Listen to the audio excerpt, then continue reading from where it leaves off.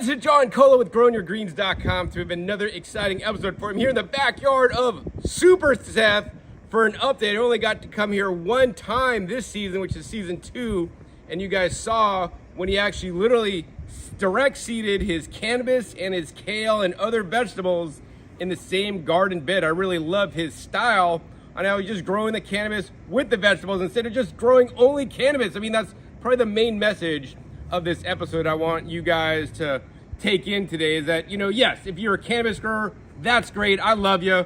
But I want you guys to grow the cannabis with the vegetables because there are many advantages, including to the soil as well as to your health in growing vegetables. And why not apply all those expert skills you guys use to grow cannabis to grow the kick-ass vegetables that money can't buy? Because hopefully you are buying vegetables at the store, hopefully the farmer's market, and eating them because they're the world's best superfood. My channel is called Growing Your Greens for a reason, because I want you guys to grow and eat your greens, including, yes, your cannabis greens. You guys should be eating them, and I'll show you my cannabis eating trick here in a second.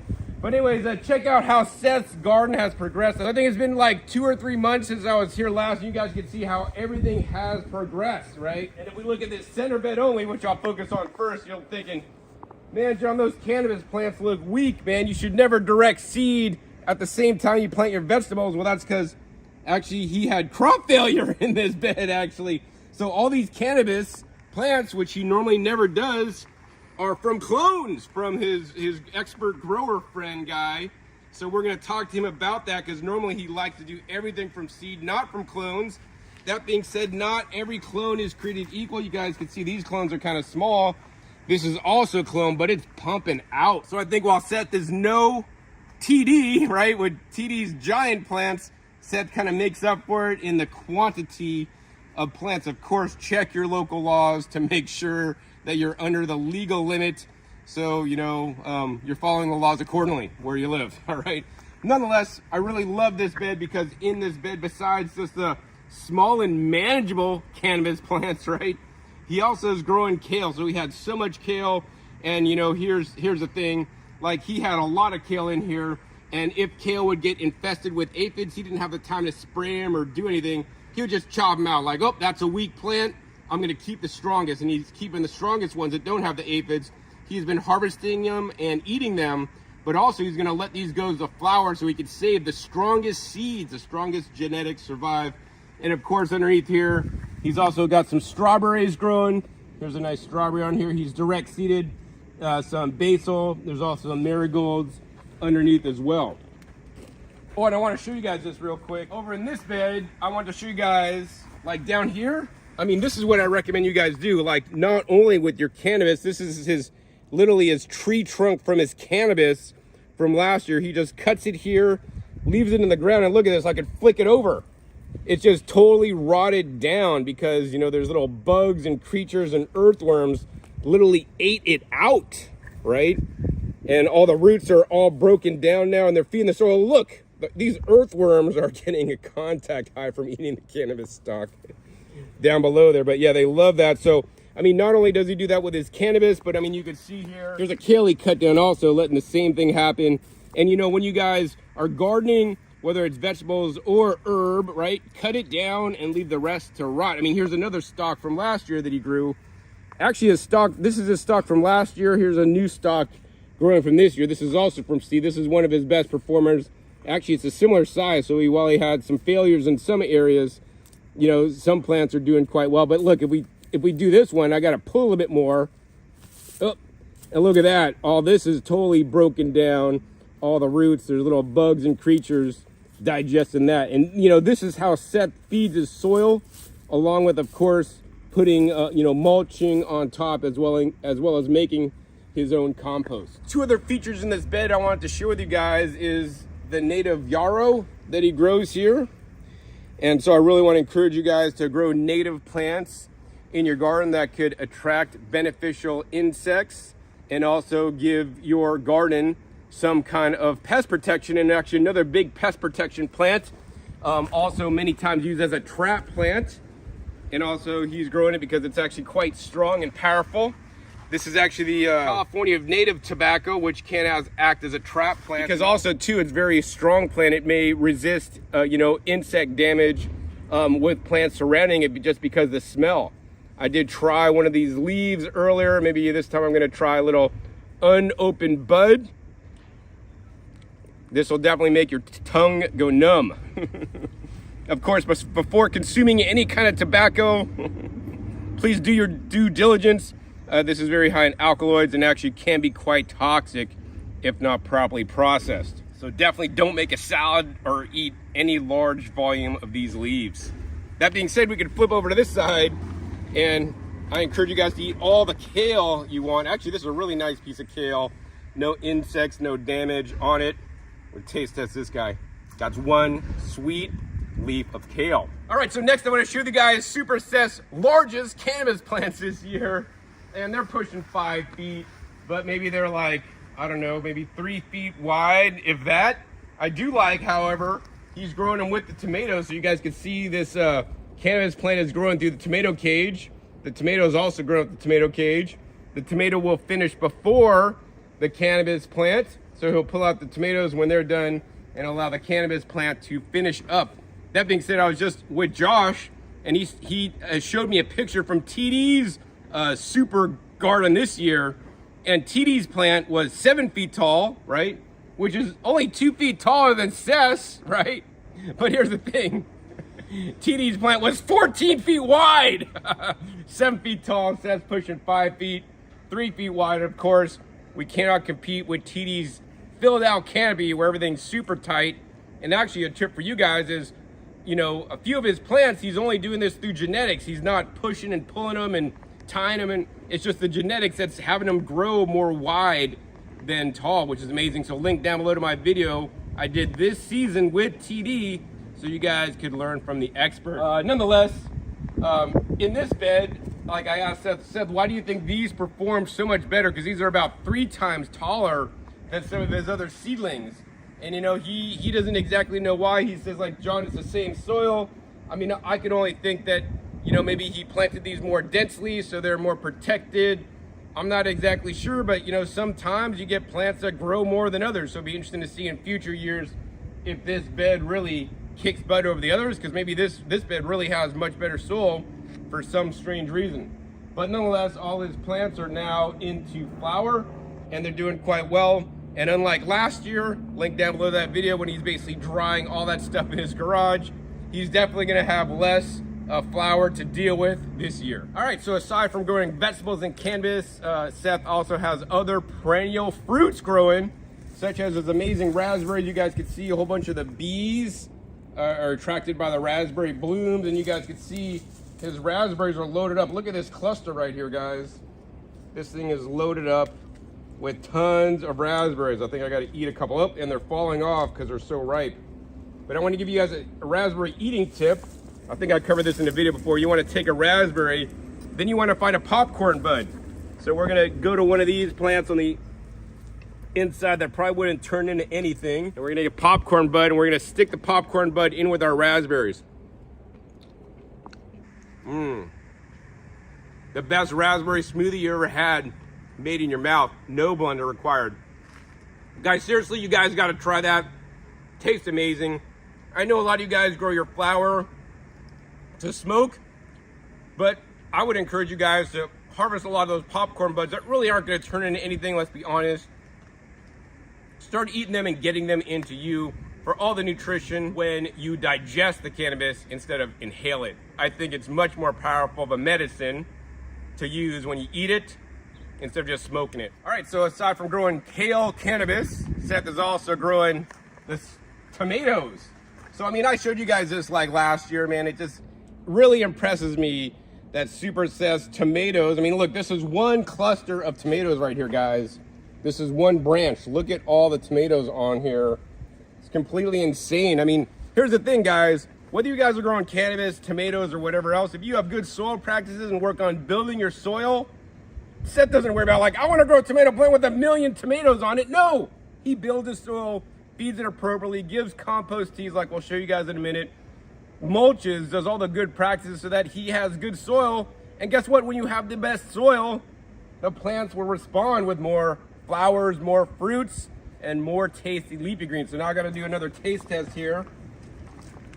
We're gonna go to the back here, get one of these ripe tomatoes.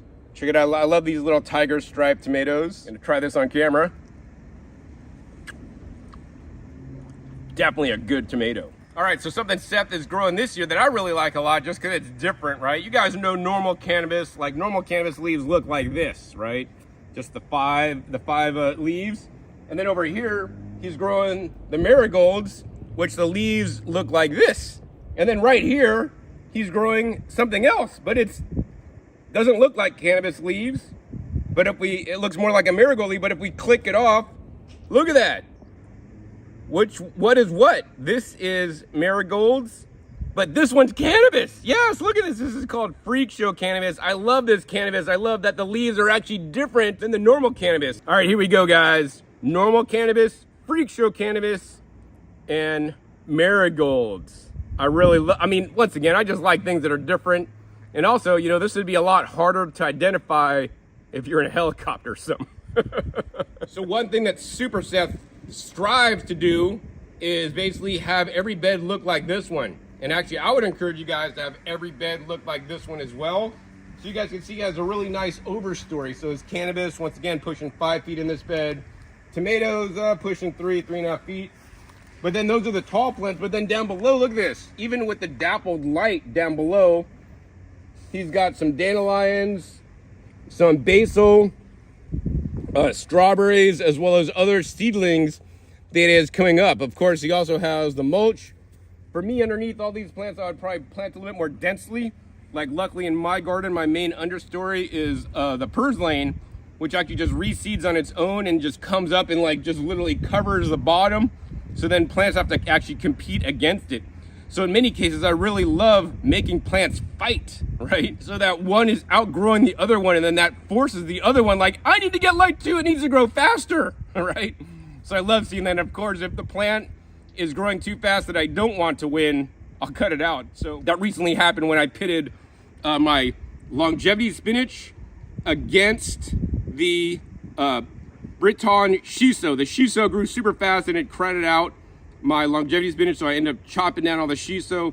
Another thing that I'm pitting in my garden, which is kind of fun, is the salad tree or bele versus the hoja santa.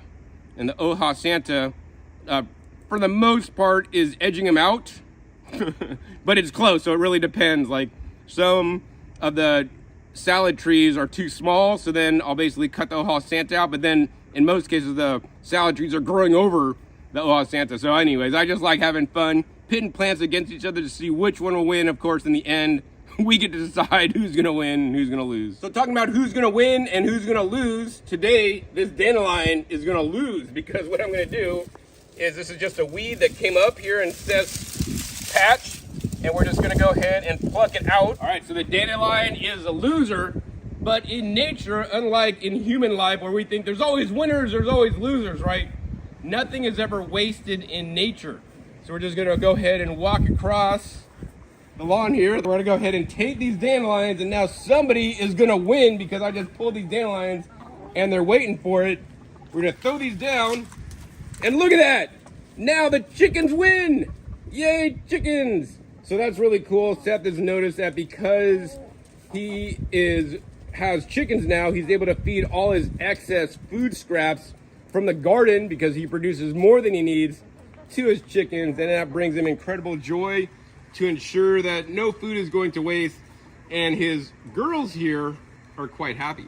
All right, so aside from feeding his food scraps to the chickens, they like something even more than food scraps, and I probably wouldn't eat these unless I was starving, but they're basically some kind of little like mealworm larva, and while they are eating the dandelions now, chickens, they know they just got the larva and the mealworms, and check it out, now they're going super nuts so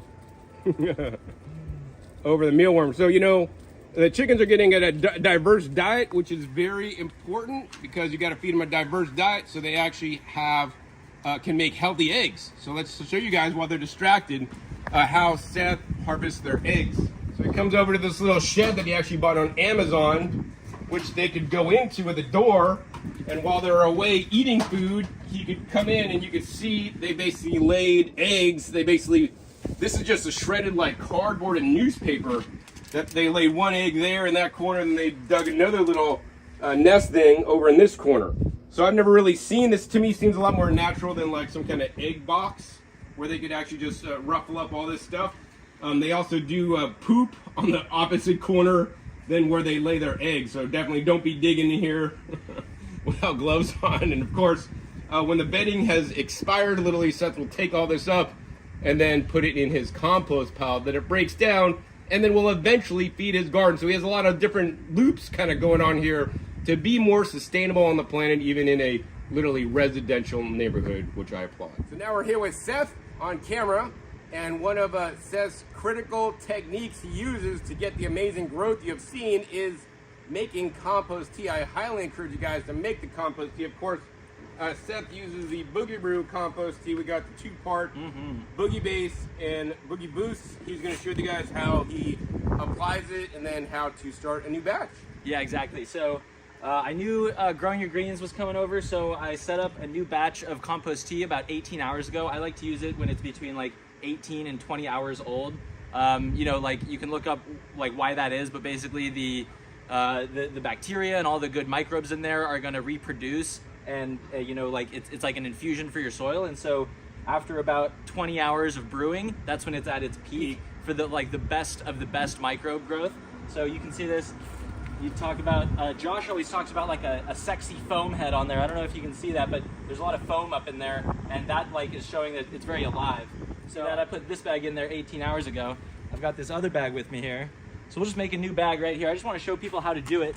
Yeah, it's super simple, guys. Yeah, exactly. I mean, compost tea should be a foundation of your whole garden, because literally that makes it work, like literally, because you're adding the bacteria and the microbes and also some nutrients as well to your garden to literally kickstart you know, everything that's existing in the organic matter and the minerals in the soil. So yeah, you go half and half, base and boost.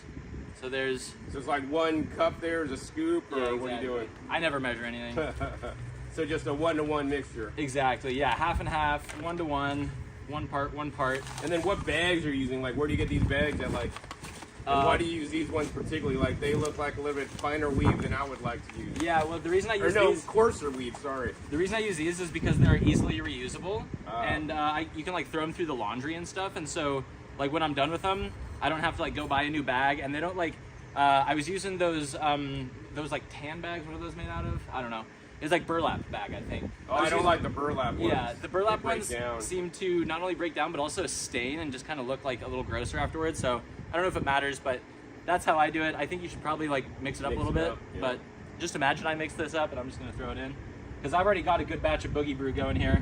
So you just do that. And then how much water do you put in there, Seth? This is probably 3 or 4 gallons, but again, I don't measure anything, so I think it's just gonna be fine the way it is. I'd tie that, and then that'll, you know, you'd have that brew for 18 hours. And then the way that I do it, and there's a lot of ways to do this, like you can look up old videos of Josh and John doing it, like with a hose end sprayer and things like that. But what I like to do is use this siphon. So see, I've got this siphon, it's clean, it's like a net right here, and it's connected to my hose. So I set it underneath, so it's at the very bottom of this barrel, right?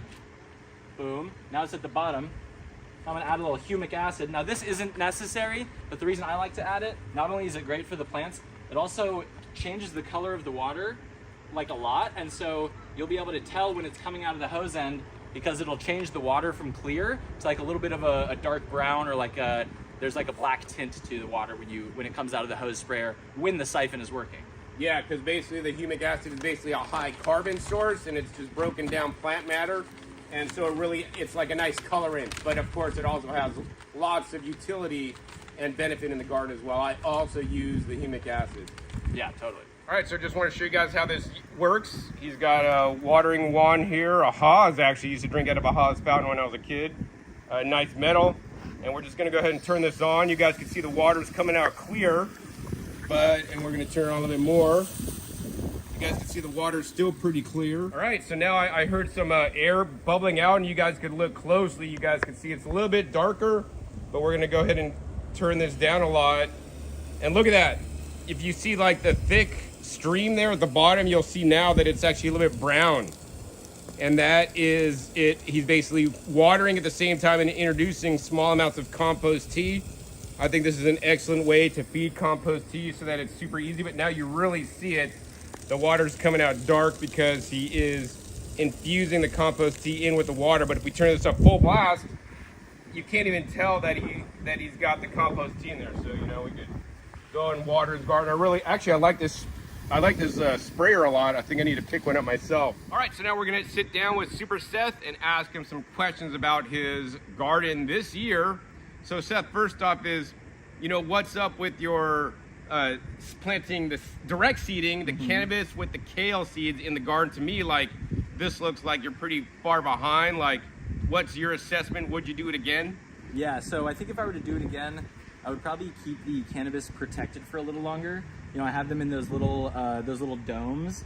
Like, there's like these little plastic domes that I put over the very young cannabis when I direct seed them outdoors. So you would still direct seed them, but then just protect them more instead of just let them be out to nature when it's still probably a little bit too cold. I think next year I'll probably try both. I'll plant some inside under a heat mat, under some grow lamps, and then at the same time I'll try it out here and just like see what does best, because there is something really cool about like that seed always being in relation to the mycorrhizal fungi in the, you know, and everything beyond the mycorrhizal fungi, everything that's in there, just like having it be paired from the time the seed germinates. There's just something really cool and probably beneficial for the plant about that. But this year I did have like some of the seeds that I direct sowed. I think it was just too early for them. There's some dry days and some cold days and blah, blah, blah. You know, it's just like, it's imperfect. It's not an exact science back here. So I did lose some of those cannabis plants that I direct seeded. The kale went crazy and was amazing. So direct seeding the kale obviously worked really well. I think kale is pretty hardy. It can deal with, you know, really cold temperatures in a way that I don't think cannabis can. So direct seeding kale is a definite yes. Direct seeding cannabis is like a maybe, depending on context type of situation. Yeah, it depends on your goals. You know, if you want to grow TD style plants, you're definitely not direct seeding, right? I mean, and the other thing I think that if you grew them inside, you could start earlier, and then they could be bigger by the time you put them out. So you're always, in my opinion, gonna have a jump. But the question is, can the plants that you direct seeded catch up? And I would likely say no, even with the best soil and everything. But there's something to what you're saying, you know. So I'd really like to see, like, next year you direct seed the same genetics as you're growing indoors, right? And then plant them out to see the height difference, and that's something we can discern.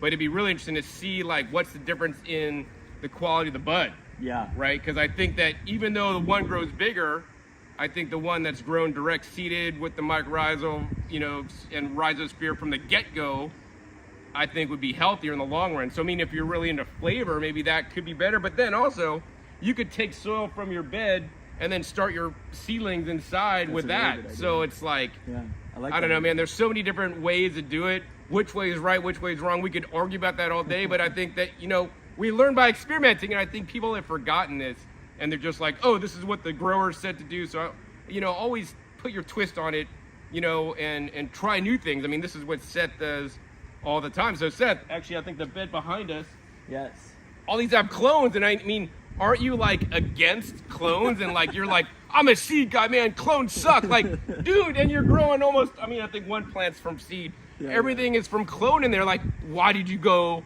clone? Yeah, so this bed in particular has a lot of clones, but then, you know, I've got these 3 beds here, so that has some seeds and some clones. This is mostly clones, and then that one's mostly seeds. And that wasn't purpose for anything. That's just kind of how it shook out this year based on like which seeds did well, which seeds didn't do well, and where I had these bare spots where I was going to add the clones. So the reason I did the clones is because, like I was telling you, some of those seeds just didn't do that well, and I wasn't going to have these like kind of puny plants or like plants that just didn't like, they weren't living up to what I think of like a vigorous cannabis plant should look like. And so I was like, you know, I'll just get rid of these.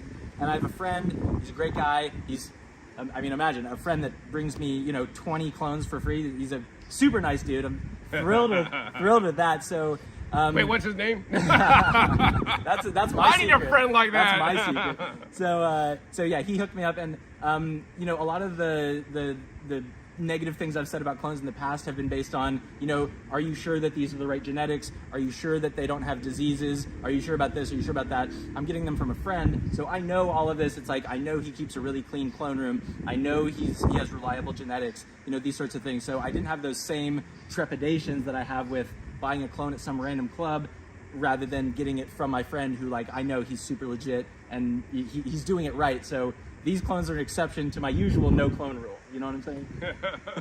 The clone wars. And then, yes. yeah, I mean, the other thing is that like the clones are a lot smaller than some of your seeded varieties. So, I mean, obviously, if we're talking about the roots on a clone versus the roots from a seed, do you want to talk more about this for people that don't know? Yeah, so the clones will probably have like a more shallow root depth. Is that what you're saying? Yeah. So the clones are like they're faker in a way. You know, they're not as real. Your seeds are very real, and the clones, you know, it's just like they're put in a rooting hormone, and they don't have that same taproot that goes way down and can, you know, collect some of those minerals that are deeper in your soil and things like that. So yeah, they do have different root structures. How much does that affect the plant? I don't know. I guess maybe we'll find out, although it wouldn't be an AB because I don't have these same genetics in seeds. These are totally separate genetics. Right, so I want to talk about your two best growing plants. Actually, there in that bed I showed you guys are pushing 5 feet now. They're still only about 3 feet wide, nowhere near TDs. But you know, you told me something interesting, that those are actually F1 seeds. You know, I actually grow F1, like I think the Sun Gold tomato is an F1, and I don't have any problem growing F1 tomatoes, but you know, why did you decide to grow these F1 feminized cannabis seeds this year? Yeah, so I run the Boogie Brew Instagram channel, or I guess I kind of run it with Josh, but I'm in there like, you know, fielding direct messages because Josh is a busy guy and doesn't really know how to use Instagram or whatever. So no, Josh can do Instagram, but I'm helping him out with the Boogie Brew Instagram channel. And this guy sent Josh a direct message being like, "Hey Josh, I want to send you some seeds." And I was like, "Hey, this is Seth. It's not Josh, but if you want to send me some seeds, feel free." And so it was super nice. They are F1 seeds, but the name of his seed company is also F1 Genetics. So he sent me these seeds. Super nice. I think the one on the right that we looked at, that's a Strawberry Queen. And then the other one is Night Nurse times Mendo Breath. And those are just like, you know, it's, you cross, you know, like an indica with a sativa, and you get like a really, like you get what's called hybrid vigor. You know about this? So like these F1 seeds are like the best of the sativa, the best of the indica, and you get like this more vigor when you cross these genetics. So I'm stoked, and they're all feminized, like you said. So, you know, the ideal world for me is an F1 genetic seed that is feminized. So that's what we got. So I'm really stoked on these seeds, and so far they've been treating me really good. So you would recommend them so far, but you don't know what the flower is going to be like yet. Yeah, well, they smell good already. They're early in flower. They're already smelling pretty good, and I'll do a report back once I know for sure. But so far, so good with these. All right, cool. All right, Seth, so I see that, I mean, last year you grew a couple autoflowers, but this year I see you're growing no autoflowers. So what is your stance on autoflowers? Because I know a lot of my viewers may grow autoflowers. Yeah, well, everything is context. So if autoflowers work for you in your context, that's... like you're in Canada and you're trying to grow and the season's so short, or, you know, you're trying to grow in the winter inside, or you're trying to grow, whatever. Any of that, yeah. So autoflowers are great for that, but for me, I'm just doing this like one season per year. I'm, you know, planting mid to late spring and harvesting whenever they're ready, usually early fall. And I don't need that convenience of the timing on autoflowers because, you know, this is Northern California. It's a good growing season here for cannabis, kind of, you know, same as tomatoes. It's just like, it's a great growing climate for them. And so autoflowers, you're kind of like sacrificing some of the terpenes and some of the goodness and some of the ease of growing with that shorter time schedule that an autoflower is on.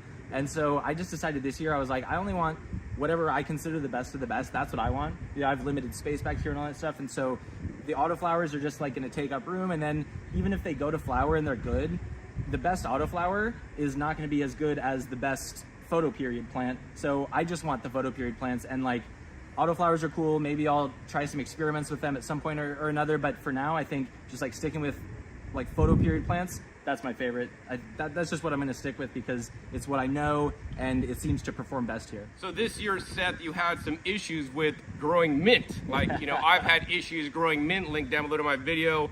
Never plant mint in a raised bed or this will happen. Yes. And basically, I mean, I dug up the whole raised bed trying to get rid of every single mint root carefully, put all the soil back in, and it still came back.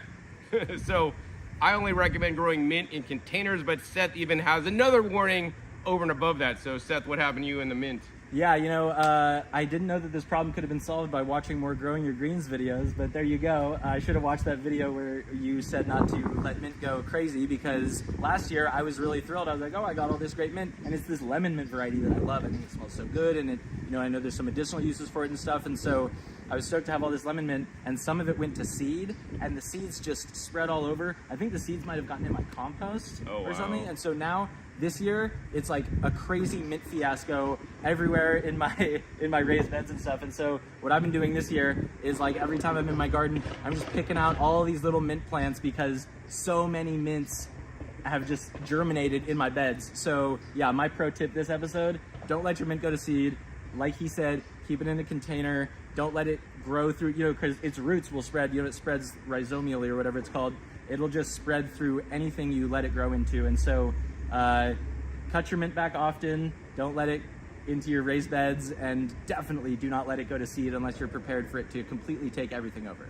All right, good tips for sure. All right, Seth, so we saw your chickens a little bit earlier, and how all the material where they lay their eggs and they poop in, and you'll take all that and actually put it in your compost pile. But many people may use wood chips, instead of cardboard. You live here in a city and you get a lot of boxes from Amazon, since it's one of your favorite places to shop, evidently. But you're using the cardboard. So tell us more about how composting chicken manure and composting with wood versus burning wood, like what's the difference, and what's actually more sustainable for the planet? Yeah, so I use what's called the deep litter method, and if you want to know more about that, you can check out Joel Salatin. He has a bunch of information on that, and it's basically like you set up a bunch of carbon for the chickens to live on top of, and as the chickens poop onto that, they can kind of mix it in, and it makes it so that the chickens aren't just like sitting in a stewy mess of their own poop or whatever. Like it dries it out and neutralizes it a little bit. So yeah, I would recommend the deep litter method for your chicken manure. Then what I do is I kind of scrape the top off, put it in a 5-gallon bucket, then dump that on my compost. And what you were talking about with like wood chips versus cardboard versus all that, just like an interesting tidbit I learned the other day is that wood will release more heat energy when it's composted rather than when it's burnt. So if you can imagine, like, your compost will get up to 160 degrees. You can flip it, it'll get up to 160 degrees again. You can keep doing that, and like a piece of wood, maybe you burn it for 15 minutes and it releases all this heat energy at like 500 degrees, but like the composting of wood chips will actually release more heat energy than lighting it on fire. So I think that's really cool. And I know there's really cool ways of capturing some of that energy. Like you can run a copper coil through your compost pile, and then you run water through that copper coil, and then you could like shower with that hot water. And like I've even seen situations where someone does that and the water is too hot. Like they run it through, and it's like, you don't want to shower in water that's 160 degrees. You'll burn yourself. So there's a lot of ways to utilize that heat energy, and beyond that, it's just a really like interesting thing to think about, how like when you go low and slow, you actually end up with more, which I think is really cool.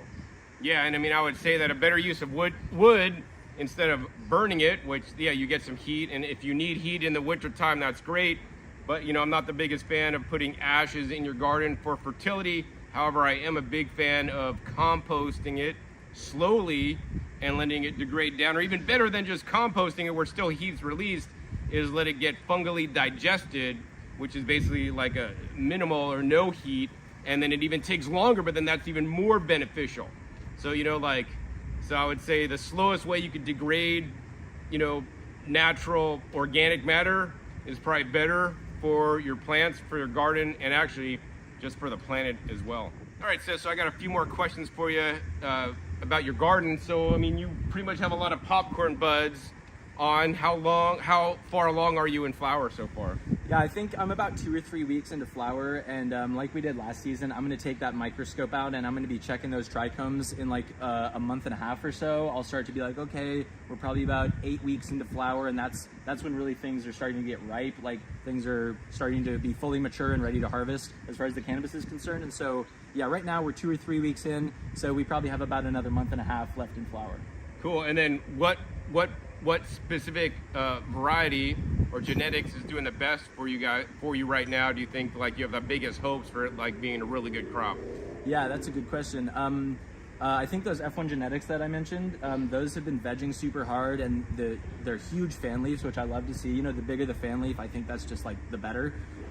So those are I'm really excited about. And then all of these like smaller clones, those are all lemon cherry gelato, which is like it's a very common genetic, but it's common because people love it. You know, it smells good, it tastes good, it's got a nice like euphoric kind of feel to it. And so I've got high hopes for that. And if that turns out well, I'll have a lot of it. So that's exciting. So yeah, I'd say the F1 genetics and the lemon cherry gelato are the two things that I've really got my eye on this year. Cool. So, you know, one of the things I've noticed, Seth, is that I haven't seen any aphids in your garden. So, you know, what's your special trick to have a garden without aphids? Yeah. If you know the actual answer, let me know, because it's very difficult. But like, what I find is the best thing to do is, like, when you see aphids, just get rid of them as quickly as possible. So if I see aphids on like the inside of a kale, sometimes I'll just like pick out the very inside of that kale plant and just like let the other leaves that aren't infested with aphids just keep growing. And then like that might kind of stunt the growth of the kale plant a little bit, but at least you don't have those aphids. And what's cool is, like, when I find aphids in this garden, I can just take that and feed it to the chickens, and the chickens will eat the aphids and the kale that they're growing on. And so like they're getting the weird insect stuff that they're eating, and then also the nutrients from the kale. So yeah, I guess the real answer to the question is you got to keep trying. You got to blast them off with water. You got to take them out when you see them. And then I know some people will spray like neem and stuff, but there's no like real 100% foolproof way of just completely getting rid of your aphids once you have them, as far as I know, because like they're very resilient, and even though they're very soft and they'll like fall off your plant if you even just like brush them off, but they will kind of just keep showing up. So try neem seed meal or neem seed oil if nothing else is working, and then boogie black, like a black soldier fly larva frass, would be good as well. But so far the only thing that's really worked for me is just cutting it and getting rid of it. And so you cut out the whole plant if it's too bad. If it's too bad, I will. And yeah, I mean, that's another, I mean, just if you see them, if you got a lot of, I mean, right? That's insurance, like grow extra plants. So like, yeah, some of them are going to get aphids, cut them down, feed them to chickens, they're gone. Yeah, right? Yeah, grow a lot, and then just be willing to part with the ones that are infested. Like, I've cut almost every kale plant that had an aphid infestation, and I still have more kale than I can eat between my family, my chickens, and everything. I still have more kale than any of us can consume. So yeah, if you grow too much, you won't have to worry about cutting a few, you know? And the other thing, I think, if a plant's going to attract the aphids, it's basically a weaker plant, so you should just harvest it anyways, so that, you know, you're not eating from it, and, you know, let it, I mean, yeah. So I mean, it's a numbers game, like many things in life. Plant extras, cut them out. Yeah, I mean, if a plant's too, I mean, I'll spray with high pressure water. I don't really even bother with neem oil these days. I spray it with high pressure water, repeat several times. If they keep coming back to that plant, I'll just cut it out and then get rid of the problem. Yeah, and the healthiest kale plants have not been getting aphids. It's the ones that are like in the corner or didn't get enough water, exactly. or They're they're stressed in the out. shade, they're stressed out somehow. That's when, you know, it's infected. It's like a healthy person can fight off a flu, but an unhealthy person might have a really big issue with a flu. So like, you know, your strong plants are probably going to stay strong. Your weak plants might get infested. So just something to keep in mind when doing disease prevention. Right on. So the last question I have for you, Seth, is what are your monthly media mentions for this month? All right, yes. On this installment of Super Seth's monthly media mentions, I'd like to give a shout out to a YouTube channel called REDGardens. And I think this guy's really interesting. I think he's somewhere in Europe, but what he does that I really like is he will do like A/B testing of things, and he'll test like everything kind of. So he'll be like, I'm trying one bed that's no-till, one bed that I till often, one bed that I use compost tea on, and then he'll do like 9 different beds where he grows the same exact plants, but he tries like 9 different methods of growing, which I think is super cool, you know? So he'll do like one where it's lasagna mulch, and one where he uses a lot of worm castings or something. So he's got all of these different ways of showing you like what happens when you do this, what happens when you do this. I've learned a lot from his channel. So yeah, shout out to REDGardens. And then the other one is this guy, Andrew Mullison, and he's really cool because he will show larger nature concepts, like how do watersheds work, how do springs work, how do, you know, full ecosystems work, but he'll draw like a picture of all of this happening. So he will show you like a cross section of an ecosystem, and he'll be like, oh yeah, this is, you know, the water penetrates down into the soil and it fills the aquifers, and so it's like a really nice like visualization of how nature works. And so yeah, he's got a bunch of great videos where he draws out these like beautiful murals of like how nature works. So I'd give him a big shout out. And then the final shout out I would give is a podcast called the Poor Proles Almanac. Poor Proles Almanac. And it's kind of a tongue twister, but it's a really interesting podcast. They talk about like gardening concepts, sustainability concepts, and just like ecology in general. And the reason I like them is because they're, you know, infusing a little bit of humor in there. They share memes on Instagram, and so like you can like see they've got like a bunch of funny stuff they share. Like if they do an episode, let's say it's themed about permaculture, they'll share a bunch of like funny permaculture memes and stuff. So they're just like a nice resource to, you know, if you want to dive deeper on a subject, you can look. And they also have guests on, so they'll have someone like John Kempf on who does really amazing work, and they interview him and ask him a bunch of fascinating questions. You know, I think more recently on the Poor Proles Almanac, I've been seeing that they like post some like stuff about politics. So I don't know anything about that. I go to them for gardening advice, and I think they have a lot of really good advice on there. So if I were you, I would scroll around and look up like what podcast from them interests you, because they have a bunch of different subjects covered on like all their podcasts. They've been doing it for a long time too. All right, Seth, so I got a question for you about the REDGardens, because that sounds very interesting to me, where the guy's doing all this testing. So what have you learned from his testing, you know, that you'd like to share with my viewers that might help them out? Yeah, I was surprised how well the no-till and lasagna methods did. It's been a while since I've really done a deep dive on his YouTube channel. Another thing I learned from him is he grew all of these different varieties of tomatoes and then weighed them. And I think this is how he did it, but basically he was like, what is going to be the best, most yielding tomato variety? And he went through, I think it was like over 100 varieties of tomatoes or something crazy like that. So yeah, I guess one thing I've learned from him is that certain no-till methods are very effective. The other thing I've learned from him is that variety is the spice of life. There's a lot you can do, and he's really showing off like lots and lots of variety, more than I could do in my context back here. And so I feel like I've just learned a lot of like, you know, how to switch it up, how to keep the variety going from him, which I think is a really valuable lesson. Yeah, I mean, I would also agree. Like once again, like you like to say, it's in context. So the variety that grew the best for him, may not grow the best for you unless you live down the street from him and have similar weather and climatic conditions and soil, and have the same soil, watering, and everything, right? So I mean, that's why, once again, I always teach you guys and encourage you guys to experiment and try. I mean, Seth, you know, I'm glad that his seedlings didn't make it, so now he can do clones, and he's like, man, these might be pretty good clones that you might do in the future. I mean, who knows? We'll see what happens. Yeah. So that's the only way we learn and grow as gardeners, not to stick and be totally rigid.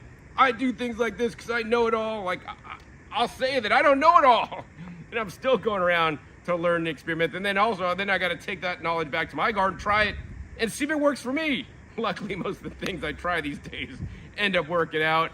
Although I did have a few crop failures this year, mainly with my tree collards and tremola kale, due to the excessive 120-degree heat and over 100-degree heat for most of the summer.